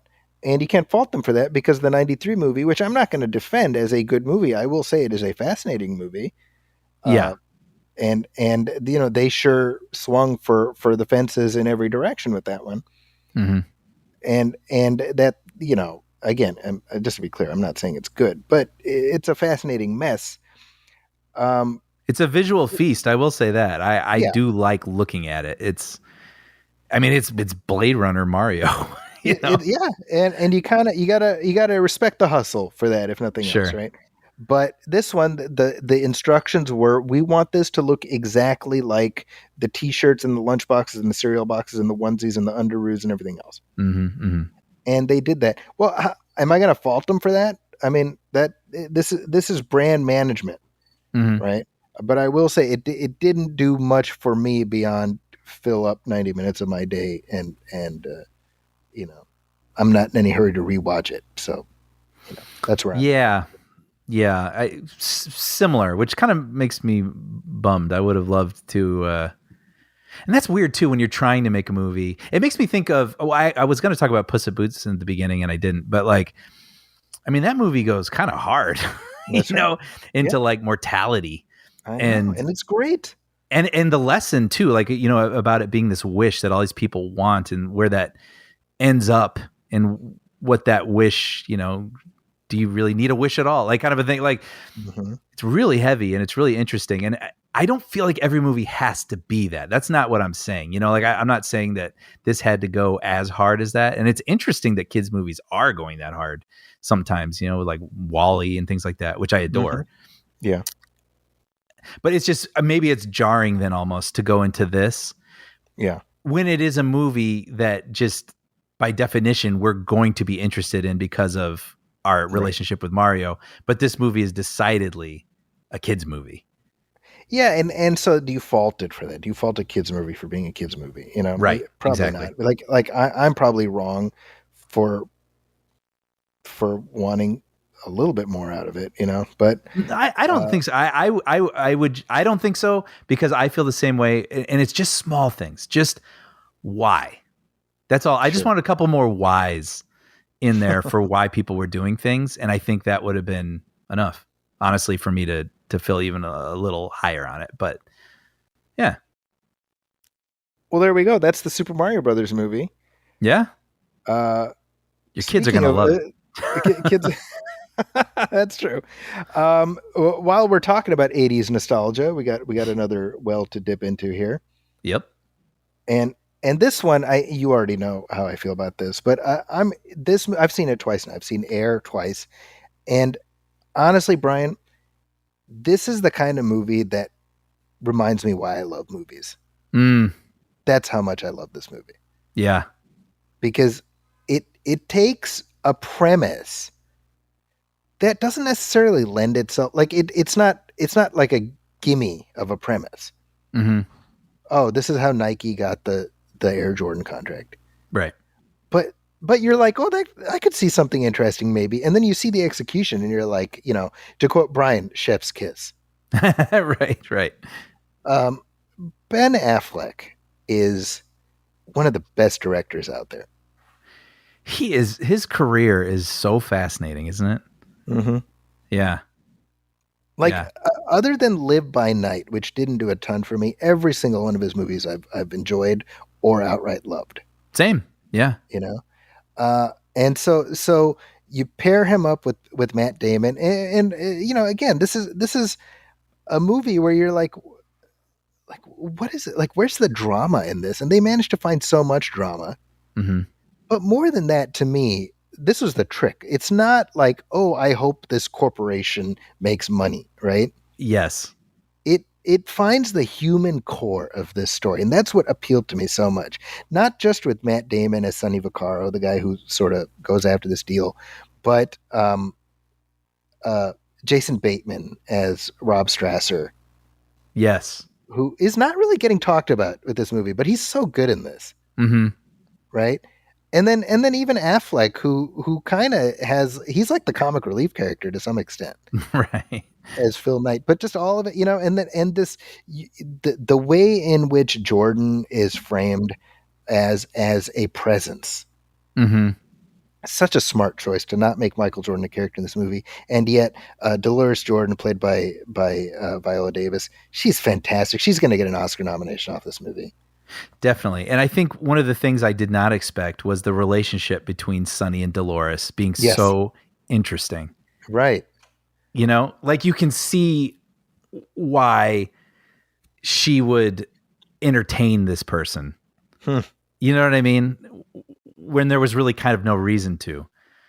But you're so right. I mean, because this goes again back to the business deal, how the thing that you have in your closet, became a thing, movies. But you're right. This movie wisely gets so much into the human cost of it all. Cause I think even at the beginning, Nike's like number 3 or something at the time, but they, they have like the running shoe business. And I think they even say that they're worth like $1 billion nearly. And I was like, oh, so this isn't as big an underdog story as I thought, but like, right. But it is, because it's, yes, the business, that's what the umbrella they're working under, but it's about these people trying to do something different. And it's about their division. It's about the basketball shoes. Exactly. About their division. And like, they're down on their luck. And, there's a great sort of speech with Jason Bateman's character talking about like, yes, it's cool to do something new and innovative and break the mold, but this could like ruin my life. Yep. You know what I mean? Yeah. And you sort of forget that in these stories, because it's like, we know the ending.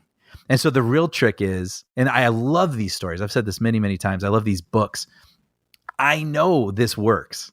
So then like, it's fascinating when they can make you sweat with the characters on their way toward that. That's right. Yeah. Yeah. Going back to what you were saying before about Bateman and that speed. I mean, it's this conversation where he's talking about why he enjoys spending time with his daughter. Mm-hmm. And I was like, what a brilliant thing to put in here, because that firmly contextualizes this as a human story and not a corporate story. Mm-hmm. Right. And I think it's those moments, and it's Sonny, when he's talking to Phil Knight about what he does at the company, all this stuff, like there's just this lived in reality, right? It's in the performances, it's in the writing, and it's in the production design, because I don't know about you, but I felt transported back to 1984 mm-hmm. in a very real sense. Like Affleck has this filming style and he does this Argo too, where he makes you feel like you've just been dropped into this period. Yeah. And he's so good at that. But then you have Matt Damon, and this is something Mick LaSalle said in his review of Air. And I was like, it's really dead on. He was talking about Matt Damon. I'm paraphrasing, but he's like, for 30 years, Matt Damon has been giving us great performances. Mm-hmm.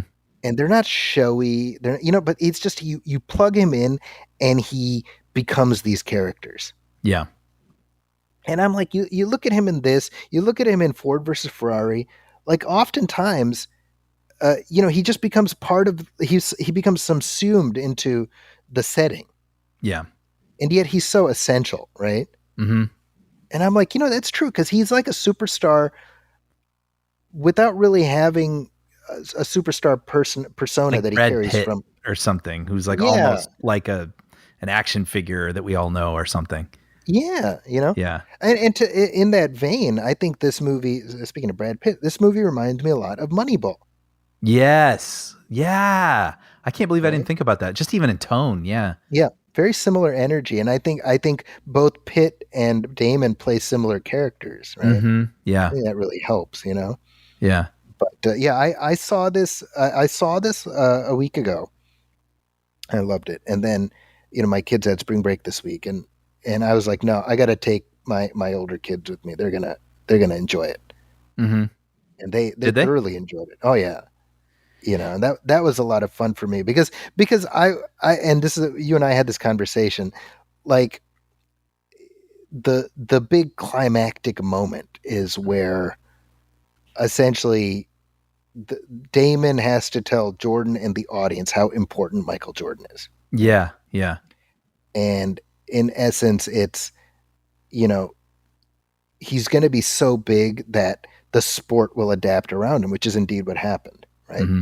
He's going to be so big that everyone will try to bask in his glory. And I was thinking about, like, that's me with my kids, where I'm like, I was in Chicago when Jordan played with the Bulls. I remember watching that game, and it's just Yep. so that I can be like, I was around. Yep. Yep. I was a part of that in some absolutely atomic minuscule way. Like, Right. yeah, Exactly. I was. Yeah. You mentioned, when that Alan Parsons Project music plays, the Bulls entrance music plays in the Yes. film, and how Yeah. you were telling Federica, right? I couldn't help myself. It just started playing and it pumped me up. And because that was, when they would be announcing the Bulls lineup, before the game. And so then I leaned over to Federica and I was like, this is the music they play before the games. And then she's like, oh, okay. Yeah. And then I leaned over again. I was like, and from North Carolina, Michael Jordan. I can't help it. It's activated something in me that I guess I didn't realize was there. Actually, that's not true. I think Last Dance made me realize that was there. But yeah, there's like a thing in us, from that era, a switch. And I think, certainly for us, who we were around for that was like in the active part of our periphery. This movie is going to hit in a different way, I think. I think Jordan for us is present tense in terms of our experience, right? Right. Versus, and I would imagine, like for Federica, well, it's like, yeah, I mean, I know who Jordan is, but it's different. It's like us thinking of Muhammad Ali. It's so funny you say. I had the exact thought, even during the film. I thought, if this was a movie about Julius Erving, Right. or I'd be like that Lakers show, maybe to some extent, right? Like, yeah, exactly. I'm like, oh no, I know this, yeah, but I don't feel it. And so that's why I was kind of interested, with your kids, how it played for them. Because even just seeing the shoe, I'm like, I know that shoe. You know what I mean? Like, I think I actually think I said something when they revealed it. And I was like, it's beautiful, or something. And it just, and I'm sure people like, yeah, no, it's cool. I don't know. But it's like, there's like I was there. I remember kids wearing it. Like it was a thing that is like now a part of, it gets activated. That little thing gets activated in me. So yes, I think I definitely bring that extra something to this story. Well, here's something to think about. This movie is set in 1984. If the movie were made in 1984, it would be set in 1945. Let me lay down. Holy cow. The end of World War II. Right? Wow. I had that thought while I was watching it too, because I was like doing the math. I was like, oh crap. Because I mean, 84. I mean, granted, I was 5 years old, but it doesn't feel like that long ago. No, and it's funny because I was young. I was 4. And so it's like some of the stuff at the beginning, like you say about dropping into the era, there's like they do a montage of, grainy old footage of like Cabbage Patch Kids and Ghostbusters and just, hey, this is what 1984 was. This is where we're going, kind of a thing. And even though that was like just a hair ahead of my time, I was alive for it. And it really did soothe me. Like it made me feel warm and fuzzy. For me, like when we're in the Nike headquarters, you can see like the kind of brownish orange shag carpet. Yes, and like the wood finish, and so I'm like, that is the mid '80s. Yep. Like I mean, you talk about sense memory. Yep. But I'm so glad this movie is doing well. I thoroughly enjoyed it. Again, I've seen it twice now. And I loved it both times. Yeah, it makes me so happy that it's doing well because it's like, yeah, more of these, honestly. And I love to getting into sort of like the finagling of it all, because again, it's like we know where this is leading. So it is kind of interesting seeing like, well, what are the challenges then? Because it just seems so obvious. Nike, Jordan, of course, right? Kind of a thing. But seeing like him having to navigate his agent, taking this huge risk. Actually, it's funny when he was talking about like, well, I'm thinking about going to see the parents. Mm-hmm. I just had a reaction like, ooh, no. Like, right. No, like I would, you'd be fired. Like, don't, but it's like, I mean, that's what did it.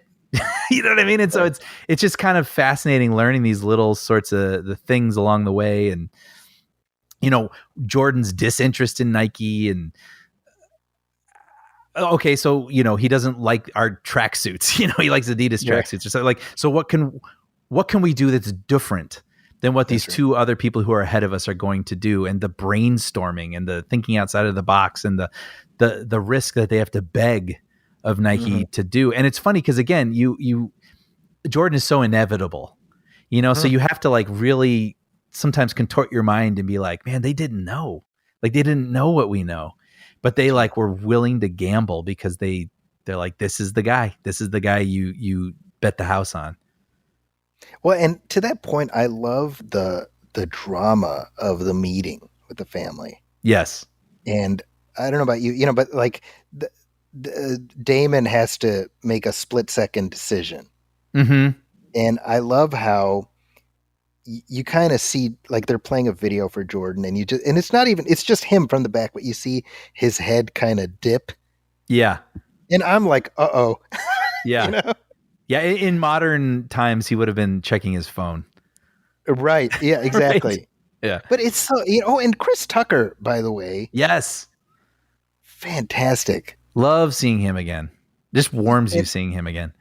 Apparently his character did not even exist in the original script. Oh, and I think the mother had a far smaller role also, right? That was right. A Jordan request to both of those.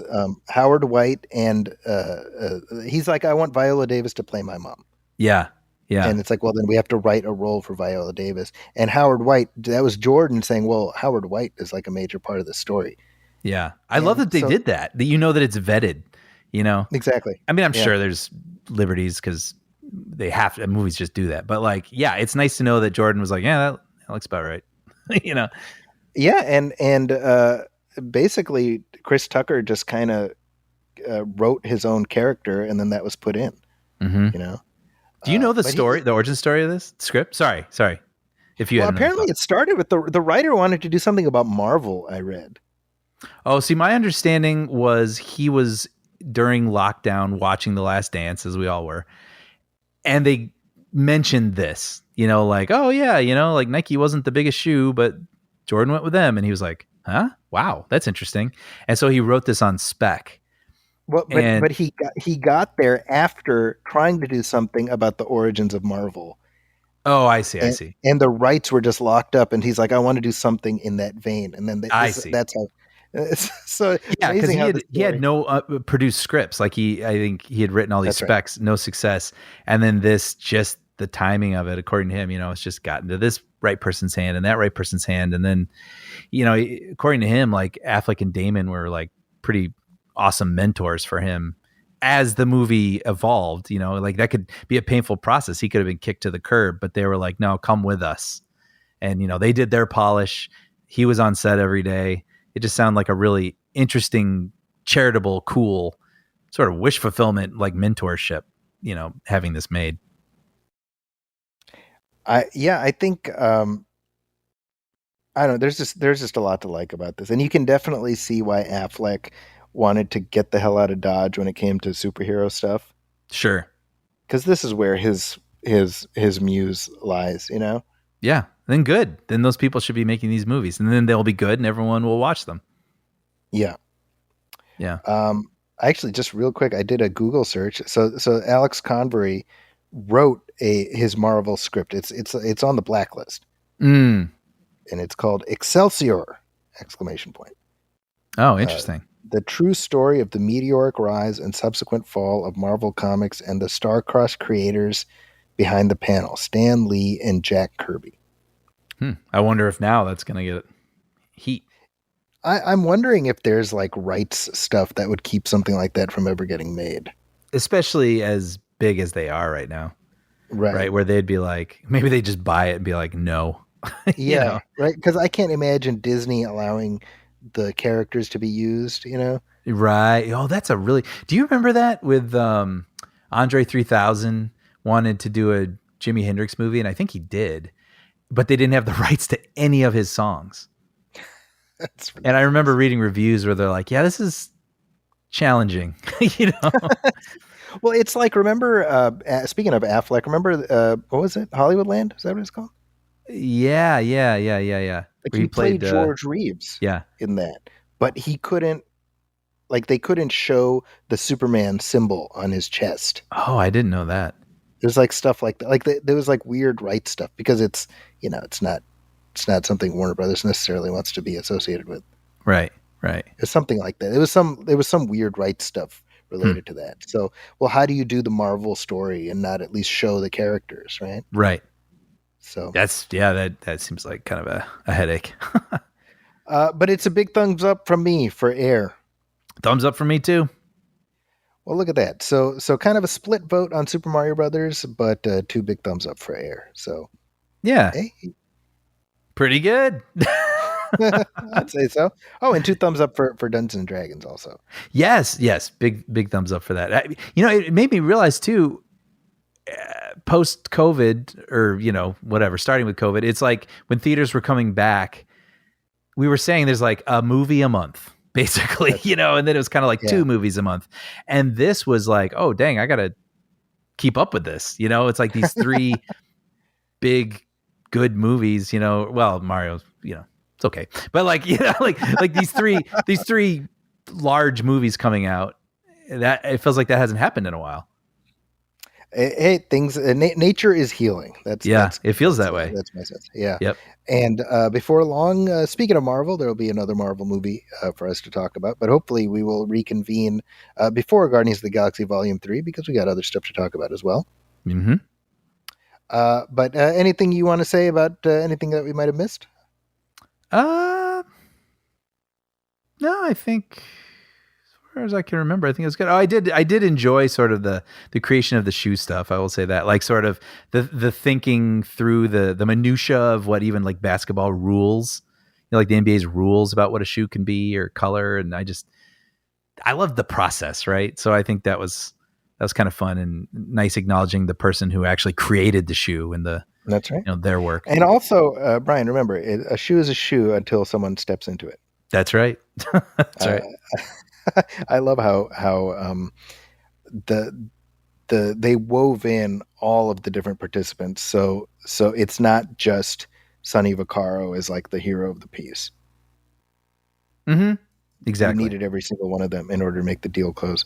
I hope people will check it out. And if you have thoughts on either the Super Mario Brothers movie or Air, or the Dungeons and Dragons, please let us know. You can email us at moviefilmpodcast@gmail.com. You can also hit like on our Facebook page, facebook.com/moviefilmpodcast, and let us know your thoughts that way. As always, if you like what we're doing, please go to Apple Podcasts and leave a review, leave a star rating. Every little bit helps, and we do appreciate it so very much. If you're looking for me online, you can find me on Twitter at Zacky's Corner. That's ZAKIS Corner, and that's also my handle on whatever social media you use, so Instagram, etc. And of course, you can look for my writing and reviews at the San Francisco Chronicle and also at IGN. Brian, what do you have going on? Well, I'm very excited. Less than a month away. I still don't think I can even say what I do on this show, which is something. But on May the 4th, I'll be able to say more than I am associated with Young Jedi Adventures, which is going to be on Disney Junior, Disney Plus, and I'm very, very excited for the world to finally get to see it. I'm excited to see it as well. Well, our show will also be awesome, hopefully, because we got some fun commentary tracks coming. Until then, on behalf of my partner Brian Hall, my name is Zaki Hassan. This has been Movie Film 267, and we'll catch you next time. Thanks, everybody. Welcome, friends, it's the MovieFilm Podcast. Enjoy the show. Zachy and Brian.